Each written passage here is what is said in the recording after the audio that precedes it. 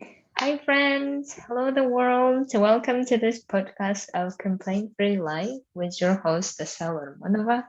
And I have a special guest today, Clarisse. Welcome, Clarisse. Hi, so hi everybody.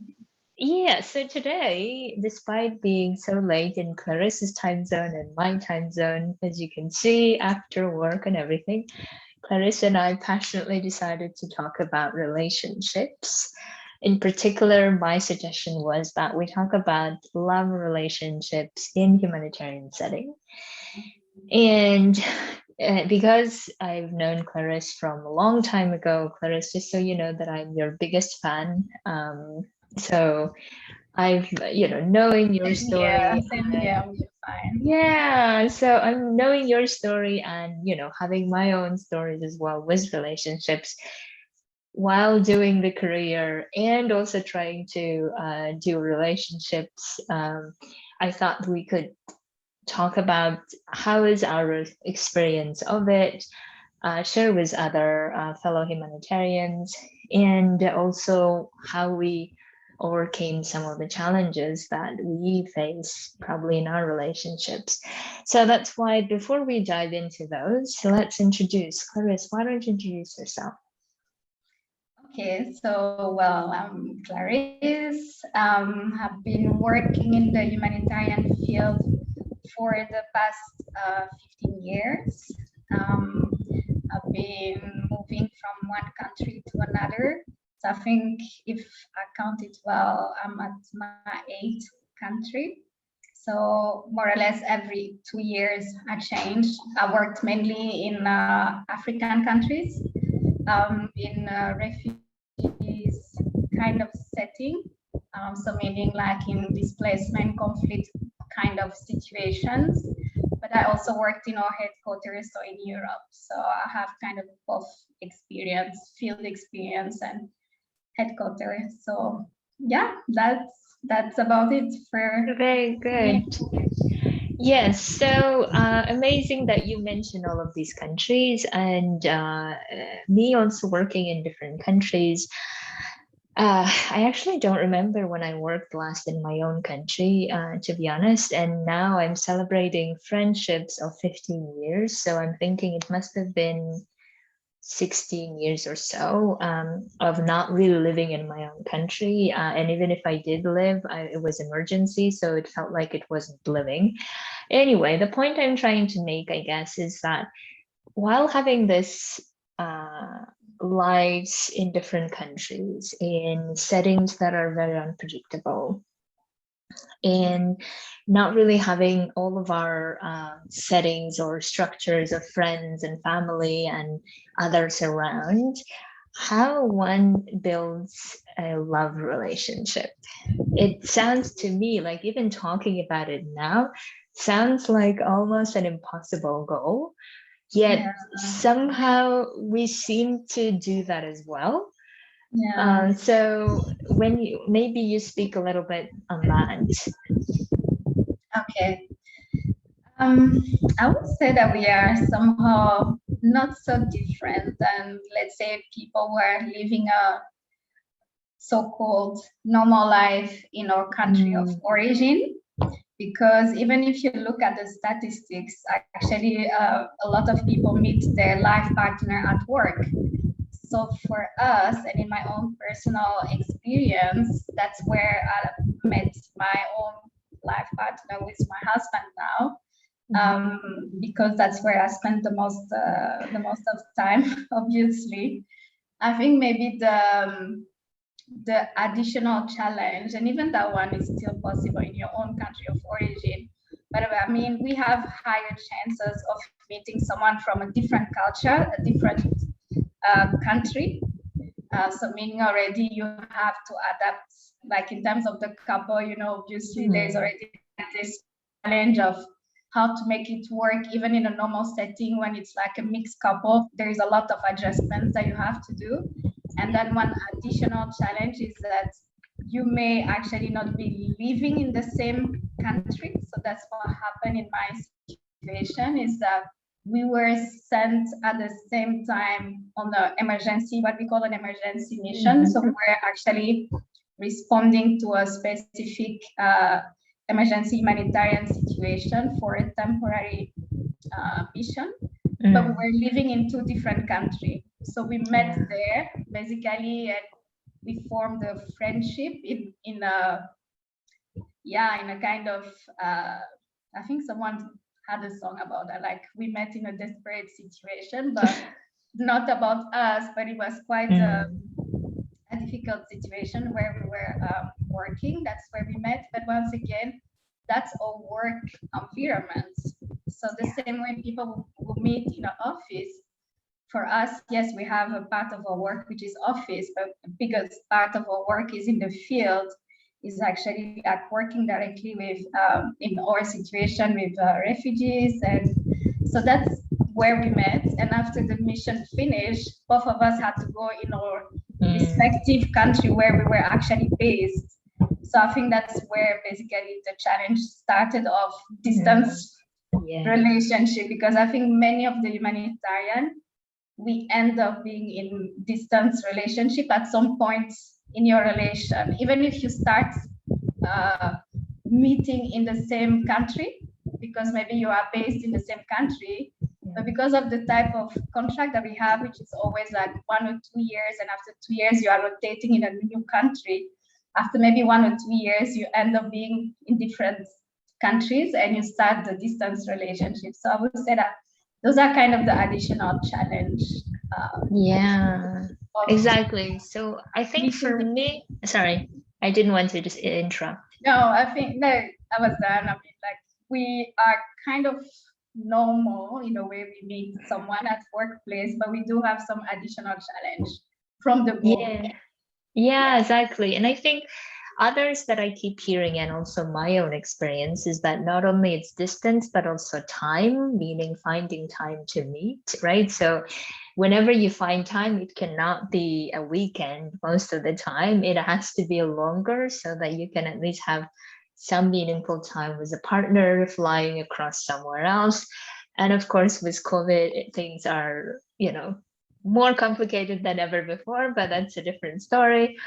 And also, I guess planning as well, right? So planning in terms of how do you plan your future? How do you plan your next year? Who's going where? And all of these come up as additional challenges that I have also experienced in my life.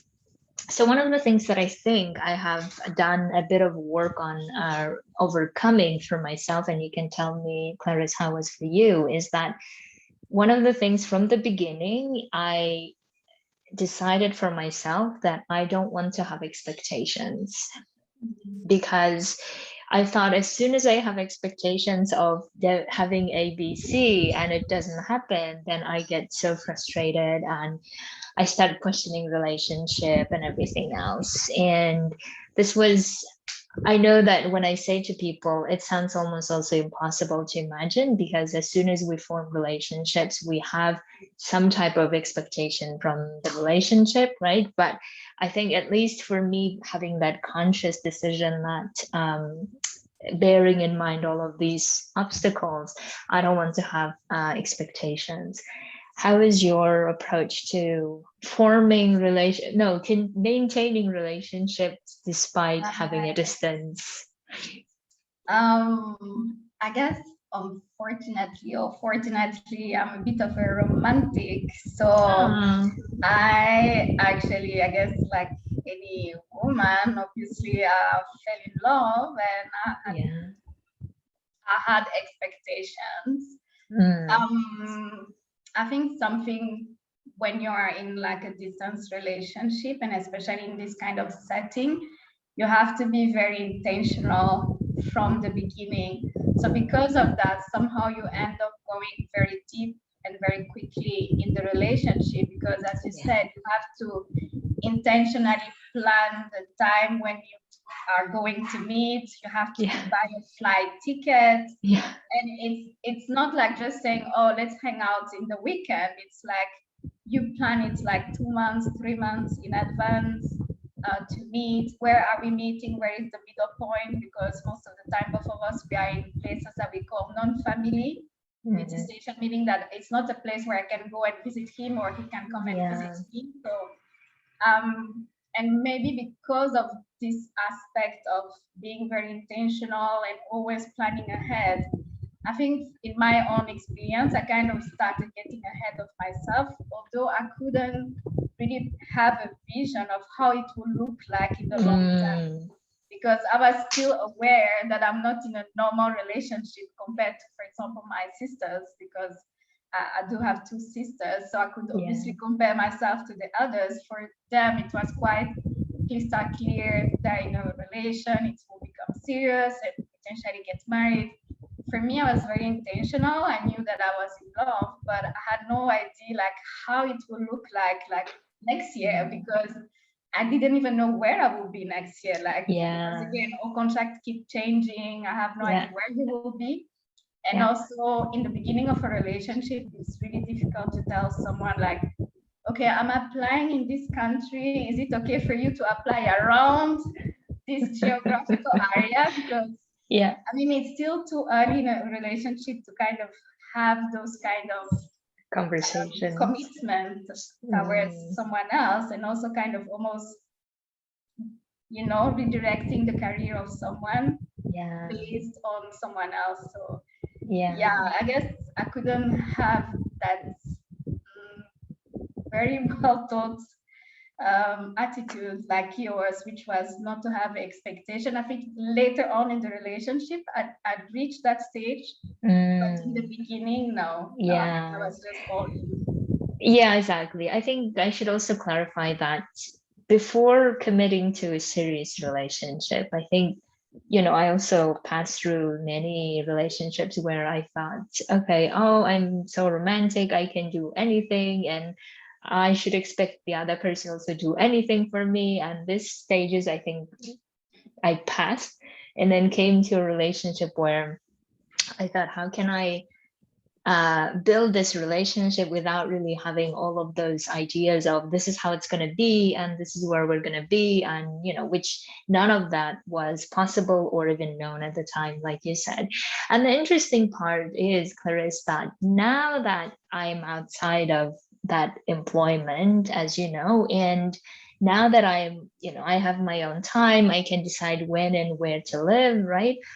And now I'm finding interesting that I'm not necessarily wanting to live and have that, I mean, in quotes, classic relationships, to have a house together or to have a, I don't know, dogs and pets together and live all the way together. Because I find in my case that I'm so not used to living with people anymore, I mean, with partner anymore, because I'm so used to having that type of relationship of, you know, being together for some time and then being apart for others.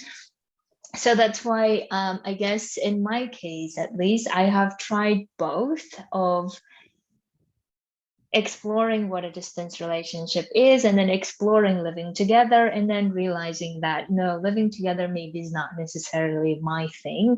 Of course, everyone should make their own choices in life, and I just want to, with this, you know, share my experience of there's so many types and ways of doing relationship is possible as long as you find that suitable for you. So how has it been for you after the distance part? Okay, so I think first of all, I really like what you just said, because it took me a while to actually accept the fact that there are different type of relationship, different shape and form of couples. I think initially I really tried so hard to kind of fit into what the society tell me that couple should look like, and I think it's really actually led us, not just because of that, but also the difficulties of distance relation led us to kind of break up at some point, but then we got back together. And I think when we got back together, we had a clear understanding that we are not the same type of couple than everybody else, but we are okay the way we are. Meaning also that up to the point we got married, we still hadn't lived together in the same country. So we Wow. got engaged and we got married. We were still living Yeah. in two different countries and very committed to our relationship Yeah. in that way. Um, and this is something I want to say because I mean, I know that many humanitarian workers may be struggling with that, but it's actually possible. And we are definitely not the only couple we know that was in our same situation. Mm. But currently, we were lucky enough, like God blessed us, and we end up finding this job in the same country at the same time. So anyone, Yay. yeah, anyone working in the humanitarian knows that it's quite difficult to actually the timing of finding Yeah. your two profile being advertised in the same country, in the same city at the same time, and for both of you to apply and actually both of you getting the job is like so many. Lottery winning. Exactly. It's like a blessing. So we are in the same country, and after being for years together and even married, now we are actually courts living the normal life in the same city. And I think that's also necessary, honestly. But again, every couple is different.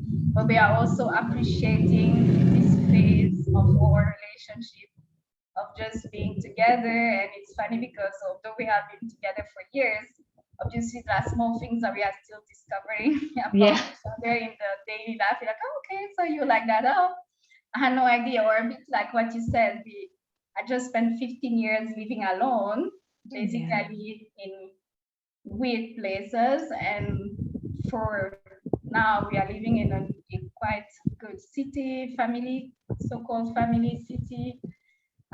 So yeah, we are adapting, but we are also aware that this in few years will again change and take another form, and we may again be temporary in a situation where we are again in different countries because I mean both of us we are doing this career by it's a calling. At Yeah. least for the two of us, it's a true calling, and I don't feel like blocking my partner in his calling, Yeah. doing something that he really feels passionate about, and he feels the same towards me. So that's also why we are in this situation, because a lot of people may also advise you like, oh, you should just leave your job, follow your Yeah. partner or something like that. But again, I think each couple should just be honest with each other and again find a way of making it work. We are many humanitarian couples and somehow we make it work. But I think, as you said, it's all about the expectation and not trying too hard the way I did in the beginning, fitting into what the society calls as Yeah. like the perfect love story, the perfect Yeah. couples, but just being you and being okay with how your couple look like. Yes, absolutely. And I want to speak to one important point that you made, which is that, wanting to support each other in our passions or what we want to do in life, right? So I think that's one of the things or one of the reasons also that we have decided not to live together, at least not for a long time, or, like planning, okay, let's now buy a house here and stay here, because of the reason that my partner is a humanitarian and he wants to work and live in different places, and I'm now pursuing my career in another world where I also want to do my own thing. So that's why having that freedom of doing all the things while having that commitment to loving each other. And I think in the end, for me, what it comes down to again and again is that I'm doing it for love and I want to be with him for love and nothing else. And that also means that it's free, meaning that I can do all these things and he's happy for me, and he can do all these things that I'm happy for him. So I think that's an element that every couple of course, decide and explore for themselves. And the other one that I think I want to speak to you about is that I think we have this belief or thinking that because we are very unusual in our type of relationships than the friends that we used to have from back in the day, or friends that we know who are still in those places that we left, right? And they have their own way of living in one place while we're traveling around. I think we have this understanding or thinking that our problems in relationship or our ways of living and building relationships are more difficult or more challenging than theirs. And somehow I fear that we are building ourselves this myth that if we were back in there, or if we had a more or less permanent place, our problems will be less or not at all. And my experience is, and of course, it's probably difficult for me to say on this, but I have this, I have now clients that I'm working with, and I talk about relationship very often. And I find, interestingly, that many of their problems they're telling, who are in permanent residence with their partners living in one place, many of the problems that they talk about are similar to the problems that I have as my partner living in different places. So, and then it makes me realize like, it means that it's not really dependent on the distance or on living in two different places. What do you think about that? No, absolutely. As I was saying, I was actually blessed to grow up with two sisters. We are very close in age, so meaning that we actually kind of went through life experiences almost at the same time, and both of them are happily married in our country of origin. And I can absolutely compare, the same struggle that they may have in their couple, in their family life is the same for us. I think maybe sometimes humanitarian workers, we may also, again, be fed by the society with some kind of additional fear that because our relationship doesn't look like what it's supposed to be, like we're supposed to see each other every day, that means that actually we are not enough committed, or there is a chance that we will easily break up, or that we will easily cheat on each other. Let's just be frank, those kind of things that the society will tell you. But when you look at what is happening in, like, as you said, my group of friends that we grew up together, the same risks are there for their couples, I have a very good friend of mine who actually decided to leave the humanitarian workers for many reasons, because also it's not an easy work. But one of the main reasons was that she thought that if she go back to her country of origin, it will be easier for her to be in a stable relationship, because she was kind of, and I mean, this is something also we cannot lie about. The same way, I think in the humanitarian, it's not so easy to find like a stable relationship. As we were saying, it's a lot of commitment. So she thought, if I go back and I get like a regular job, I will actually be able to meet someone, have a stable relationship. 5 years down the line, she's still single. So it doesn't guarantee that because you go back in a kind of normal setting that you will actually meet your life partner. I think it's all about also like the right time, the right place to meet your life partner, and then making it work. It's a lot of work, whether you are in a normal setting or in a humanitarian setting. I think at the end of the day, a couple is a lot of work and a lot of commitment. And maybe for us, some extra commitment in terms of making sure that you see each other. But yeah, absolutely. And I had similar experiences with my friends as well, and I'm also seeing that all of those issues that we consider are possible and risks that are possible, they exist no matter whether you are in one country or in separate countries. And the other thing that I have learned, and this is through my coaching work, is that in the end of the day, relationships are in our minds, meaning that I have a relationship with the person that I think I have on the other side, meaning I have a relationship with all the beliefs and all the thoughts about my partner that I have. And those beliefs and thoughts about the partner can be whatever you want it to be, whether that person is physically next to you or whether that person is in another country, right? So distance, in other words, is not really an issue if you don't want it to make it an issue. So you can work it around it if you want to. And I think the other part is the time, and spending quality time with the partner and planning the future.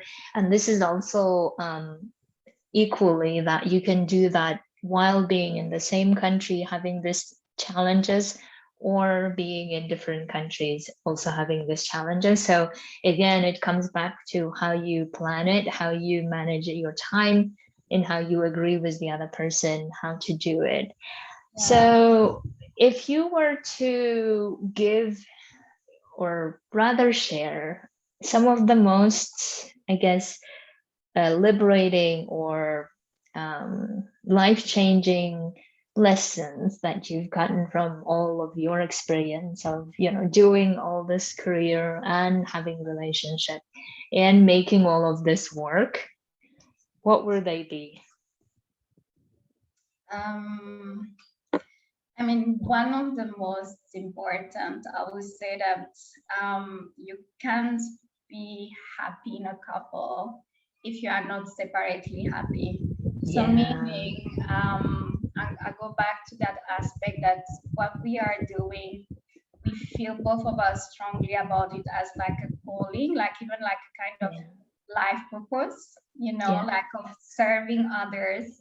Yeah. So this is such a big thing that is like part of me. I mean, I was very young when I decided I just want to help people. And I grew up knowing that, and it's the same for my partner.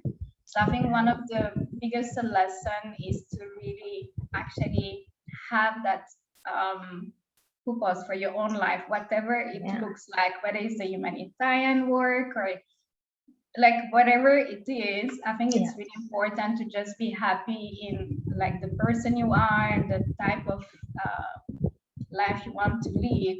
Then it becomes easier to kind of see how can we blend it together, and if it's even at all possible to blend it.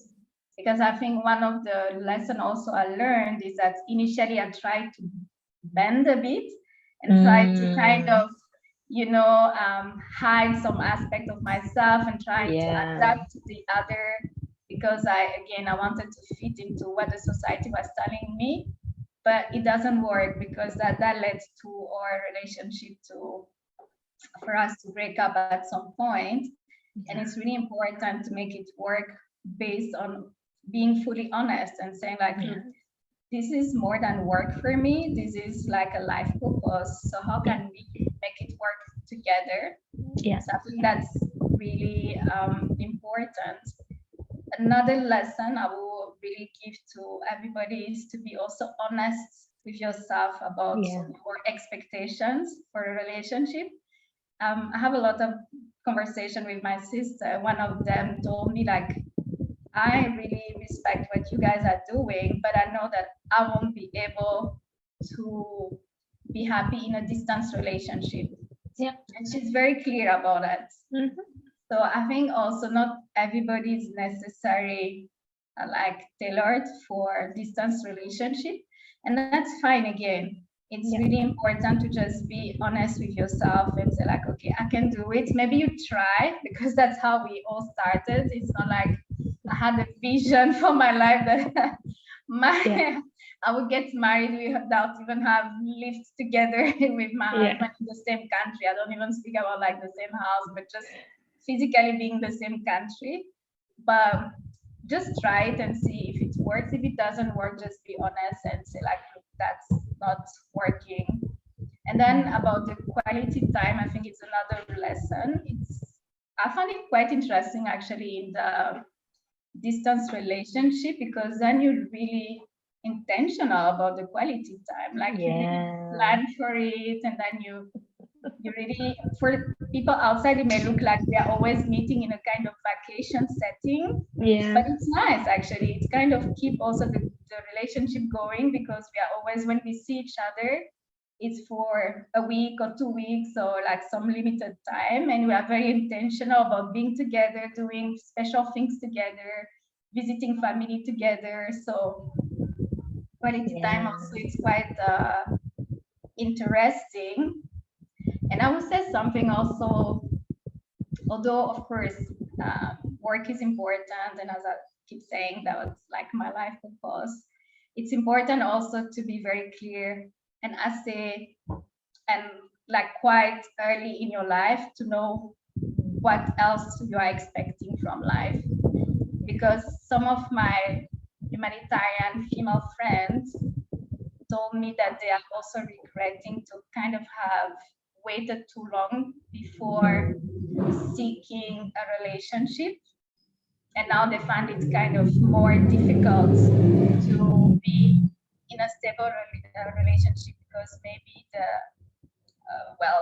older, they have their own habits, you know, and it's more difficult to kind of make all those, you know, compromise to be with someone. I think a really good advice that I got from one of my supervisors quite early in my career, she was like, I really like the fact that you are very to your work, very dedicated, but is like having a family, having children important for you? And if it is, always keep that in your mind, so that even if the setting doesn't look like the normal romantic setting where you will meet someone, but keep options open, because indeed the way I met my husband, as I said, we were in an emergency mission. This is not where you will expect to meet someone. But I had already got that really good advice from my supervisor at that time, was saying like, don't expect to meet your life partner in the type of life that we are having in a normal way. You may just meet him in a very random small village, remote village, but that will actually be your life partner. And he may not look like, even physically, of what you may have thought, because as we were saying, we have higher chance to meet someone from a complete different culture. Yeah. So yeah, keep your options open also. So I would say those are some of the life. Amazing. Yeah. Amazing. Yeah. So speaking about meeting, actually, that I worked in the same country, in the same operation with my partner for 5 years, and we never dated, and we never thought about dating until my last 3 months in the country. So what can you do? Things just happen in ways that you never expect, right? So for me, the biggest, I guess, for me, the lessons are that never date a partner for reasons of having, you know, relationship where you divide the tasks and where you like expect each other to be doing things, but rather dated and have a relationship because you love the person. And I have had so many times in the past where I thought, oh, I like this person, or I want to be with this person because he can do ABC, or he is fitting this and this criteria. But then I realized that in the end of the day, what matters is that I love the person no matter what he does or does not do. I love the personality, and that's why I want to be with that person, even if on the day-to-day basis we have different ways of doing things. But you know, it all comes down to who the person is, right? So that unique, irreplaceable human being that you want to be with, just because of that person and not because of his or her behaviors of certain type. The other lesson that I have learned from my experience, I guess, is that relationships will have its challenges, and really expecting them and going for solutions. Like my partner, for instance, he would say, I'm more interested in how we are going to solve problems as a couple than experiencing nice moments, because nice moments we can all experience beautifully, and there's no problem about it. I feel like we're all very competent in experiencing nice moments, but expecting that we will come across challenges and expecting that how we solve those challenges are actually going to unite us and make our bond stronger, rather than thinking, oh no, I have a distance relationship and now it's not going to work out, so therefore I'm going to do something else. Because I understand that we also work in very difficult situations, and extra layer of strain may sound like a lot, but if we're really loving the person, then let's explore how we can both solve those issues together. And that's actually telling more about how the relationship is and how committed we are, right? So I think this is something that I have learned, and I'm learning in the process as well. So that's important. And the other one that I love about what you're saying is that honesty. And for me, honesty was also in the way of how to express feelings, and how to talk about feelings, and especially the ones that are, we call negative. And I have learned that there are feelings that are not processed, meaning I can't just go and spill all the things out to him. So therefore, it's important that I also process feelings for myself. And then I also learn how to express those feelings that I want to express to him, because they are important to me. And whether this is anger, whether this is disappointment, whatever it is, to do that on time, it's important. And not to explode one day later saying, well, you didn't know, and so so this is, I think, of course, lessons learned from all these years, but this is coming back to how important it is to express it, and that actually leads to connection, rather than like, I was raised in a family where harmony was all that mattered, and it didn't really matter what you were actually feeling, but what mattered is giving this idea of a harmonious relationship to the outside world. And I learned early on from my own childhood that I don't want to be that harmonious relationship, because for me, what's important is to display what's inside to the outside in the way that it looks, rather than trying to only show the shiny bits, I guess. So that's why it was important that I don't strive for harmony. And the irony was that as long as I strived for harmony, it became non-harmonious. And it was a bit like paradoxical, yet I learned that the more I try to be harmonious meant that I was not secure in the relationship. So that's why it was actually my topics to to process, right? So anyway, so these are the things, I guess, that led me to understand how to do my relationship in the way that I love. And that I continue. And soon we're celebrating 1 year. So it's still early in the relationship, but at least it's going in the way that I love it going. So let's see. There is anything you want to add? No, I think the point on the communication is so important. I think it's definitely one of my biggest lesson, because also, as you rightly pointed out, there is also our own upbringing. I mean, obviously with my cultural background also come from where we don't really express our feeling. We are always, like the way you actually describe it, we always try to be harmonious in the family. But when you are in a distance relationship, I think the communication is like the central thing, so I think initially I tried to be again accommodating to the other, always trying to, but I guess women are like that initially, maybe trying to always show like the perfect face, you know, when you're on the call with the person. But eventually, one of the things that you spend the most time doing with your partner is talking when you are in a distance relationship.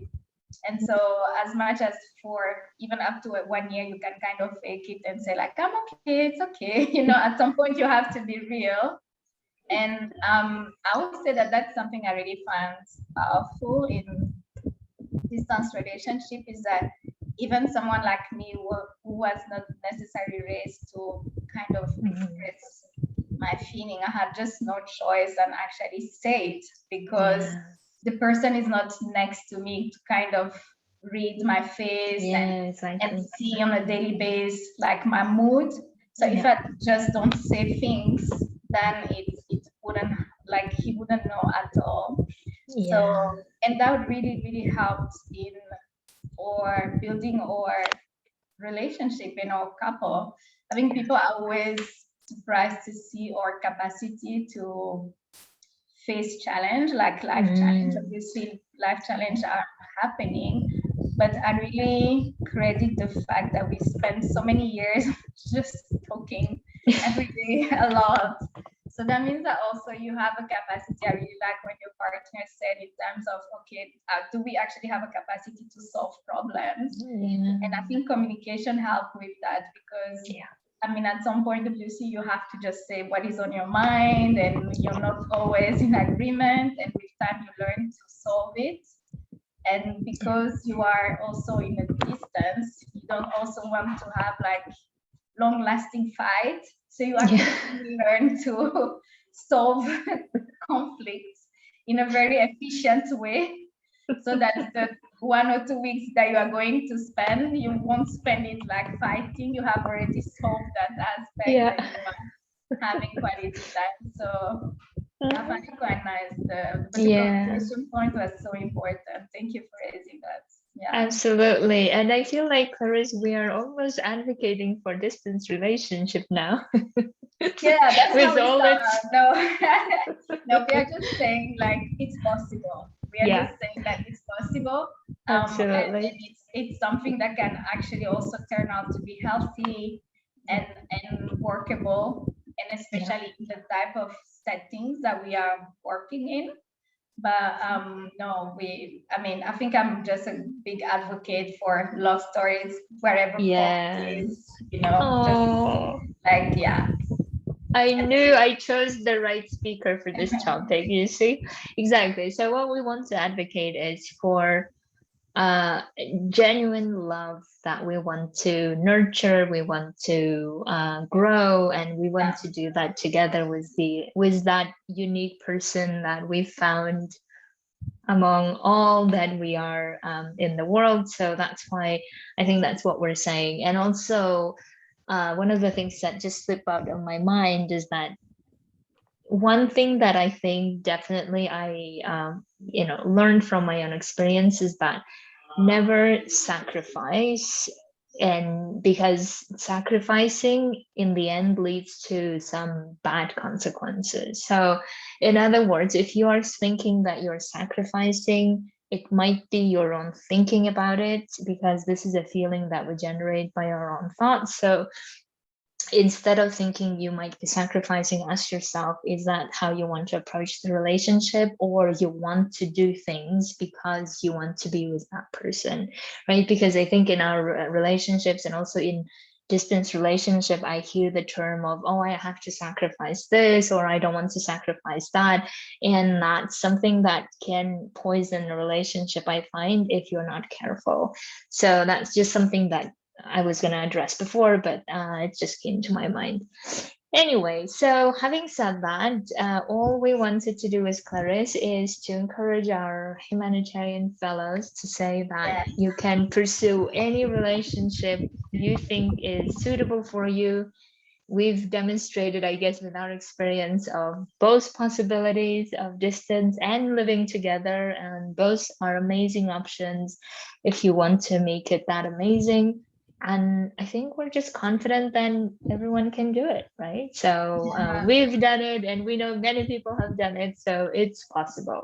it's possible. And I mean, among my friends, I also have very close friends who actually decided that they will be following their partner, meaning that the partner is the one like finding the job first. Yeah. And because those are like really powerful, confident women, they just Yeah. follow their partner because they know that once they reach that country, they have a good CV, and they will be able to find a job locally, and each time they found it and it's really working for them also. So it's all Yeah. about like exploring, and Yeah.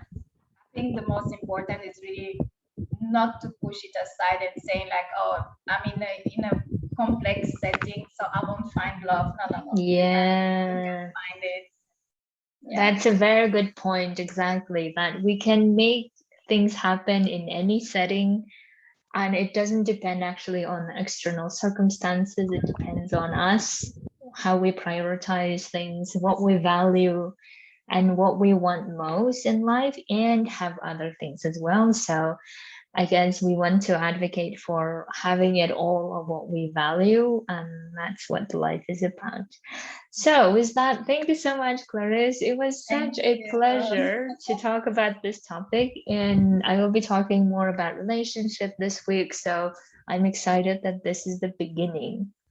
Thank you Nice. so much. Have It's a fun. wonderful day. Thank you having for me. Bye bye. Thanks.